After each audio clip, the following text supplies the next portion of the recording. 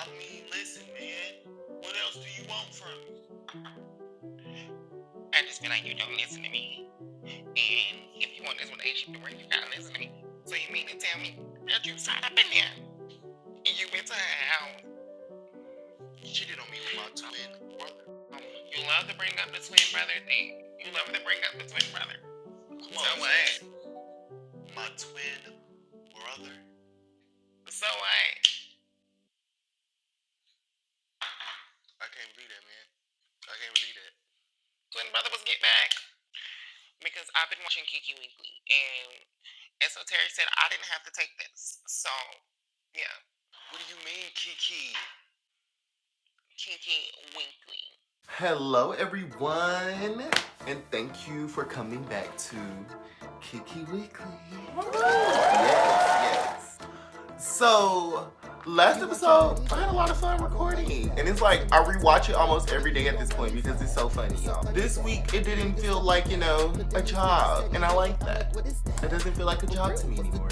And, y'all, my week was a peculiar week. They gave us an extra day off at work. So, like, whenever you get a day off, it's weird for the rest of the week, especially the days at the beginning of the week. So it was really like, Sunday felt like Saturday, and then Monday felt like Sunday. It was weird, but we made it through. But enough about me. Let's get down to business.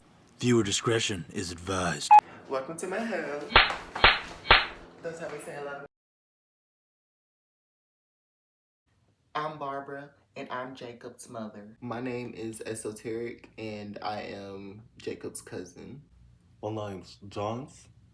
What do I look at you, or do I look at Jacob is just the sweetest boy you'll ever meet. Jacob? Is my little brother, and I love him to death. He's always been there for me. Even times when he was little, just as sweet as he could be. Could never cry, would never cry. The thing I love the most about Jacob is he's always been so nice, so loving, just someone you could talk to. I always felt comfortable around him. Until this addiction. Jacob claps his ass so many times in a day. Get out!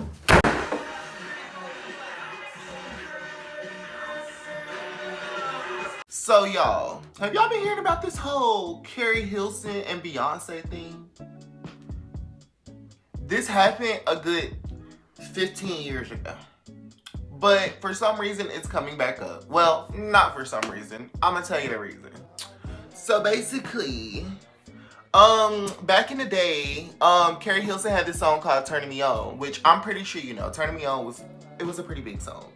However, her producer, his name was Polo. He wanted her to do a remix of it. So, y'all, now listen, Beehive, don't attack me, but listen.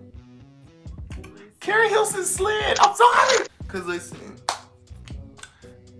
don't get me wrong. Beyonce is Beyonce, and she ain't deserved that. But Keri slid on the song, and I'm gonna read the lyrics, y'all, because I need y'all to, like, if y'all want to have context, y'all gotta listen to this. So, in the words of Keri Hilson, I ain't trying to start some mess. There's just something on my chest that I need to get off. Cause you turning me off. Your vision is cloudy if you think that you're the best. You can dance, she can sing, but she need to move it. To the left, to the left. Then she proceeded to say, she need to go have some babies. She need to sit down. She fake. The other chicks ain't even worth my time to talk about. Ben had dollars, boy, go get your money up. Okay, well, this part back to the, well, she did say in the end of her verse, I've been putting you on, just check the credits. And if you want me, you can find me in Decatur, ho. Now listen, that wasn't a really good representation, but listen, go listen to it and then come back.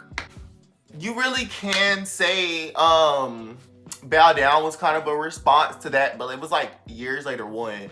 And then two, Keisha Cole's more upset than anybody else, if y'all remember that. In all reality, Beyonce really didn't need to respond to Keri because the Beehive ain't even give her a chance. Not a chance.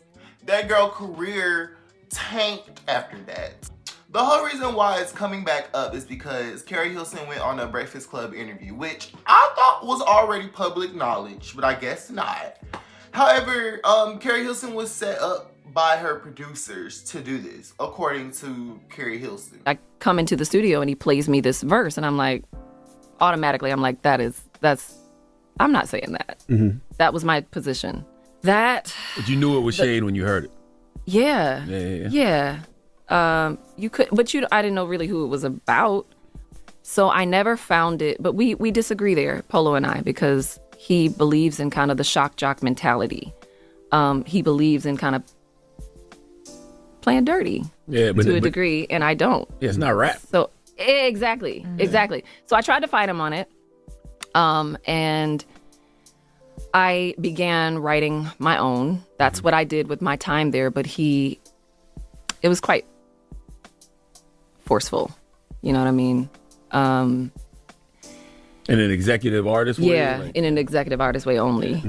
Mm-hmm. Involving others and kind of threatening my career in a real sense. Like, you're not coming, because my album wasn't out yet. Mm-hmm. So it was like, you're not coming out if you don't do this.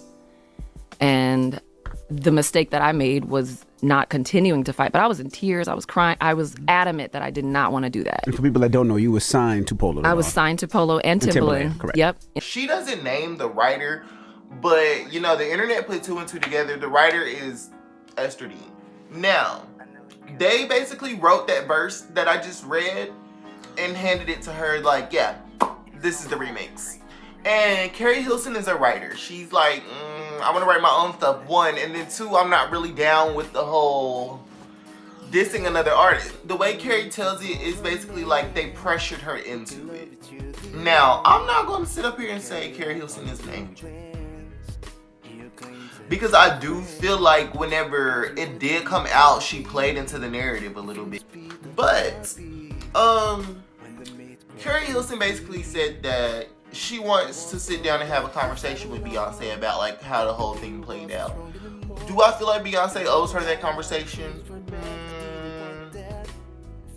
Yeah, honestly I do. Because you gotta think about it. This is my perspective, and like, don't attack me on it, but I don't look at anybody as like, I don't look at any human as above human, So I feel like at the end of the day, Beyonce is a person, and Keri Hilson is also a person. So it's like, if Keri Hilson would have said anything about anybody else, because like, what people really don't remember is she also kind of came at Sierra in the song, and Sierra a whole lot responded, but it's like, nobody really paid attention to that. So I feel like, had she not said anything about Beyonce, that would not have happened to her career. And that's my point as to why I feel like people treat Beyonce like she's above human, and she is human. So I feel like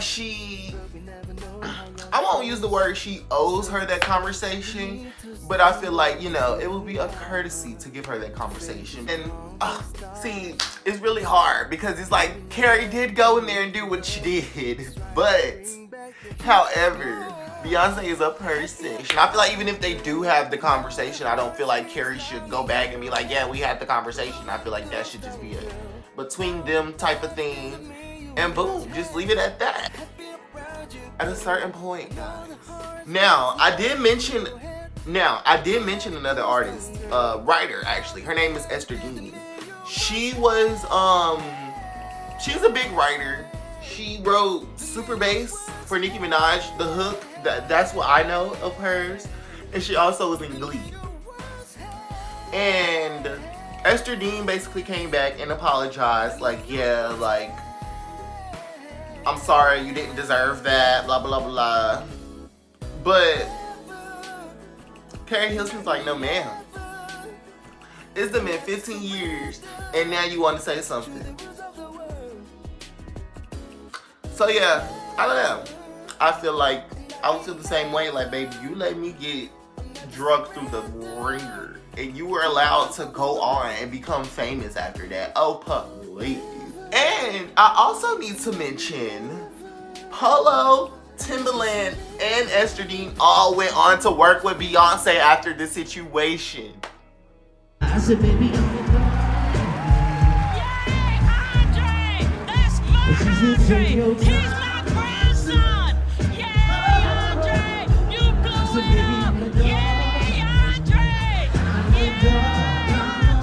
I felt like I needed to see that before we moved on. So y'all, did y'all hear about Usher and this fan? So basically, they were at a concert or whatever, and y'all know how Usher gets at his concerts, child. However, yeah, so he did a little concert with her, and I'm gonna just show y'all the video. This is the video.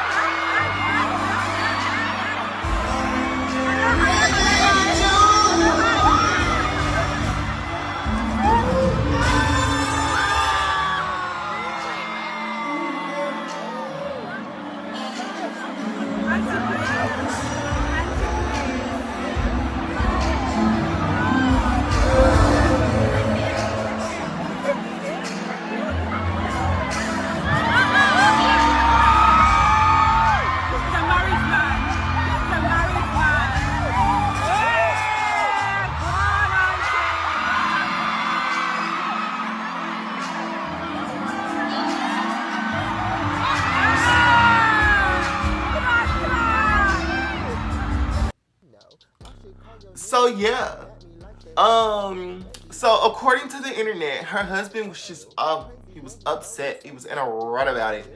Like, oh, she don't even like to kiss me in public, and she's kissing him in front of 20,000 people. Listen, y'all. Whole time, y'all, and got me thinking like, oh, that poor man. Usher does it again. Turns out, girl's single. The internet lied. She don't even got a husband, y'all. She is single, and she was ready for Usher's Pringle. Y'all, before I continue, y'all remember that episode of Boondock? I mean, I could see if it was a real nigga. If you lost your hoe to T.I., I'd be like, hey, that's T.I. But Usher, you better check that hoe, Mr. Dubois. That is hilarious. Anyway. Viewer discretion is advised.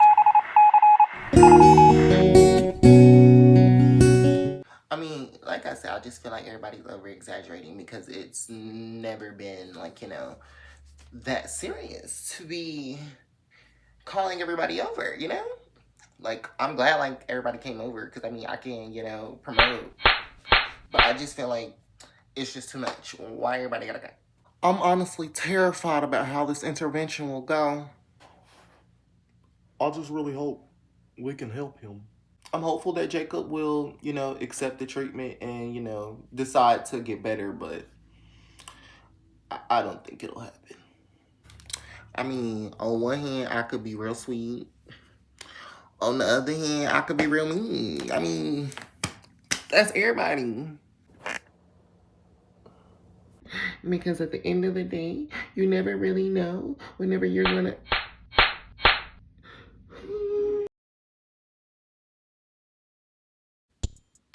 So y'all, this happened to me probably like a few years ago, and I really wanted to tell y'all this story because I was thinking about it the other day.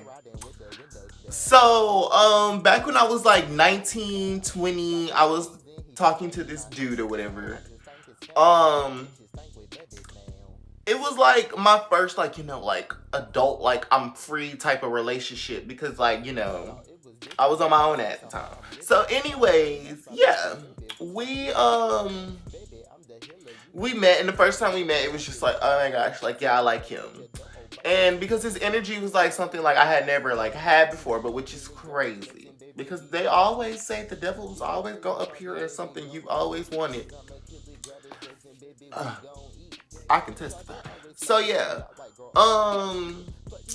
we were talking for a good, like, up to a year at this point, but I was in a real bad, like, mental space at the time. Like, when we first started talking, it was just like everything was great. Like, I was in a good mental space. I was financially stable. Like, everything was just like on an uphill battle, I guess. Yeah, we got together. Then by the end of like that year of us being together, it was like I was so stressed. And it was like, it wasn't him. He definitely added to it, but it wasn't him. Like, he wasn't majority of the stress. Majority of the stress was school, because I was also in school at the time. I was in school and I was also working a full-time job where I was like a lead. It was a mess. So of course I was stressed. So imagine got all of this going on. You find out you got a paper due tonight. Oh, then you got to go to work in the morning. Make sure you don't miss class tomorrow. And your man cheating on you. College is not for the weak. All of that led up to me basically saying like, yeah, I'm moving out of the city, because I was living in a different town than my hometown at the time. So yeah, I'm like, yeah, I'm going back to my hometown. I want to be around family, like people who genuinely care about me. Yeah, it was a mess. So yeah, with that being said, it was like, yeah, I'm not really a long distance relationship type of person. So I knew me and him, it wasn't going to work out. Then on top of that, we had already been through so much before that point. It was already like the end of the relationship, regardless if I was staying or if I was going. It was like the relationship was going to be over soon regardless. So yeah, we end up like breaking up or whatever, and I'm telling him like, yeah, I'm moving back. He basically begging me to stay, but it's like, why do you want me to stay? So you can continue to do me dirty and stress me out?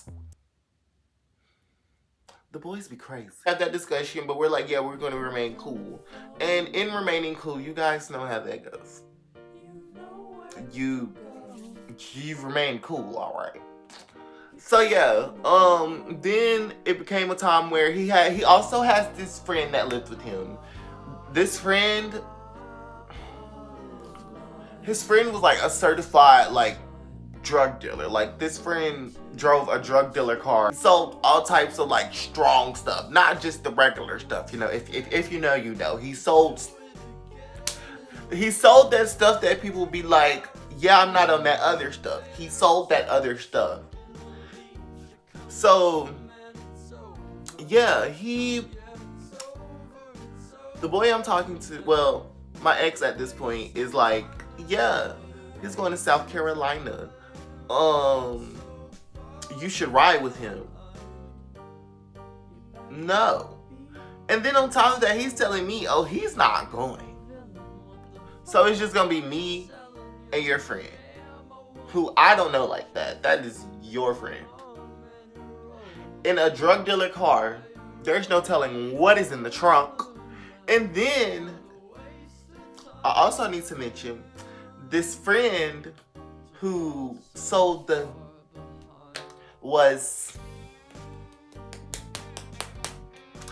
so, I mean, I don't want to play that card, but you know, if we got pulled over, that would have been a bad situation for moi.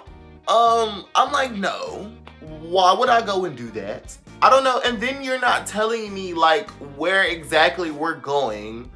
Like, cause you're saying South Carolina. South Carolina is a state. There are hundreds of cities, probably 100 counties, thousands of neighborhoods, and you're just like, oh, South Carolina. Absolutely not. Who do you think I am? It just gave setup. And the reason why I brought that up is because I've been hearing a lot of other stories like that where people weren't as lucky as I am, where I'm able to be like, oh yeah, no, that don't seem right, and say no. There are people, especially gay black boys. I've been hearing a lot of stories. It's like where they put themselves in situations in order to get a boy or to impress a boy.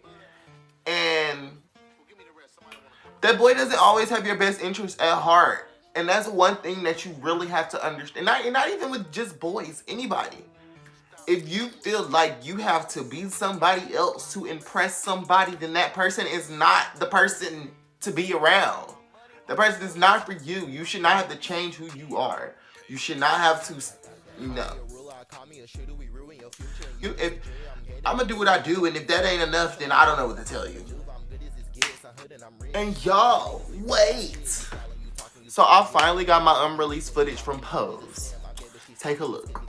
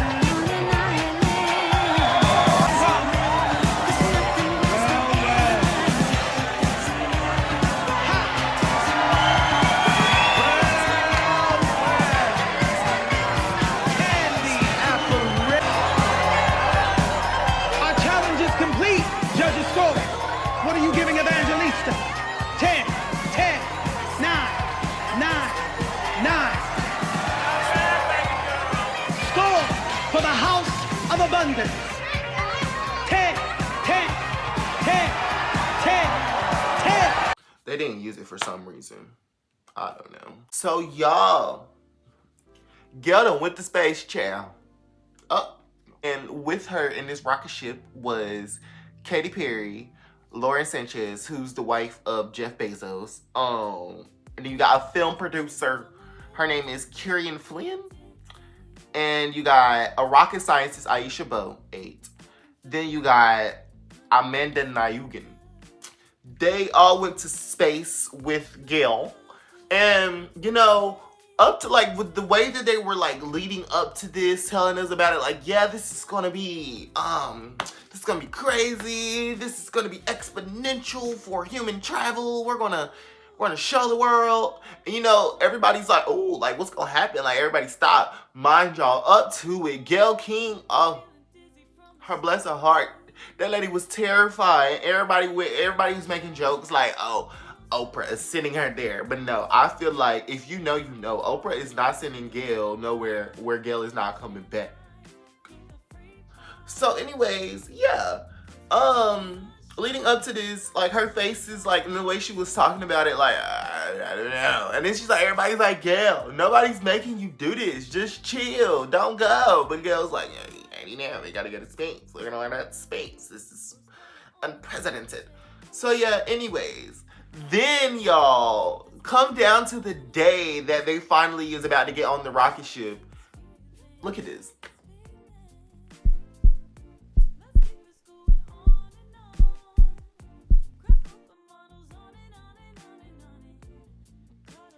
The way she was walking to that ship, like, you could see, like, the words in her mind, like, what am I doing here?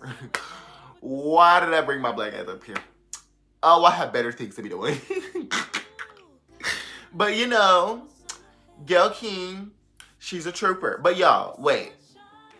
The way that they led up to this event and promoted this event, I thought they was going to be in the space for at least a week. Y'all.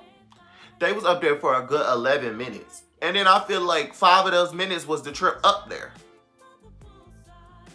And don't get me wrong, I don't want to sound like a hater because, I mean, I ain't never been to space. I probably ain't never going to go because I don't know about all that. But yeah, I've never been to space. But I just feel like if I'm going to space, if I ever go to space, I need to be up there for more than 11 minutes, bro.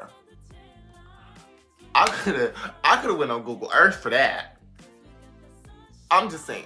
Cause you know Google Earth do got the moon and they got Mars and all this. I'm just saying, they ain't even go to Mars. I could have went to Mars on Google Earth.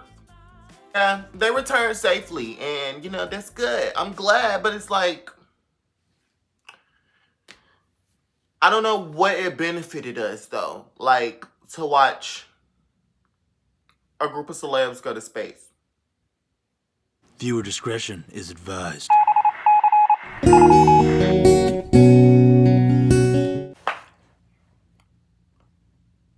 I think he'll be receptive to getting treatment after he hears what everyone has to say. So, we ended up telling him that he will be going to a party, but it's really his intervention. I really hope that he can come to his senses and learn from all of this.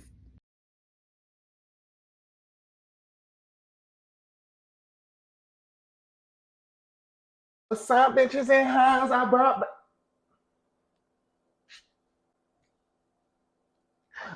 Oh, please.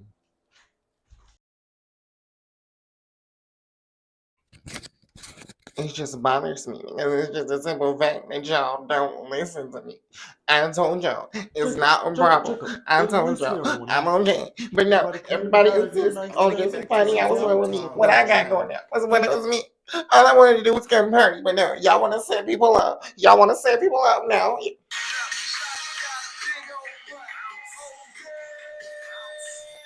Get out. So y'all, the song that you hear playing in the background, the name of the song is Prada. The song Prada is basically a reminder to people that, you know, people come and go. Things change.